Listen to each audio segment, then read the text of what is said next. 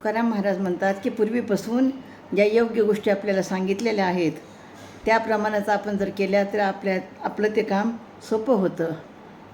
फोडून या सांगडी बांधले माझाशी, पहिलं थडी कैसा पावे सहजी, आपला घात आपणची करी, अनिका सांगती नायके तरी, भुके विन विष घेऊ पाहे आता, आपुलीचे घात करू पाहे, तुका म्हणे एक चालतील पुढे, तया सेवाकडे जाता ठके.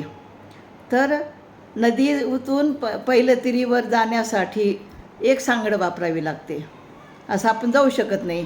पण ती सांगड जर कोणी फोडून कमरेला बांधली तर तो पैलतिरी जाऊ शकतो का? नाही जाऊ शकणार, पैलतिरी पोहोचणारच नाही. हा मनुष्य आपला जो घात करून घेतो तो दुसऱ्याचेही सांगून ऐकत नाही. पुढे भूक लागली या भीतीने आत्ता जर तो विषारी पदार्थ खाऊ लागला तर तो कसा बरं जगेल? तो स्वतःच आत्मघातकी ठरतो. म्हणून तुकाराम महाराज म्हणतात की जे पूर्वीपासून योग्य रीतीने चालले आहे त्याच मार्गाने आपणही जावे. त्याच्या विरुद्ध वर्तन केले तर आपली फसगत होते. म्हणजे आपण आपल्या पूर्वजांनी ज्या काही चांगल्या गोष्टी आपल्याला सांगून ठेवलेल्या आहेत त्या पद्धतीने जर आपण केलं तर आपलं काम सहज होऊ शकतं, नाहीतर आपली फजिती पण होऊ शकते. रामकृष्ण.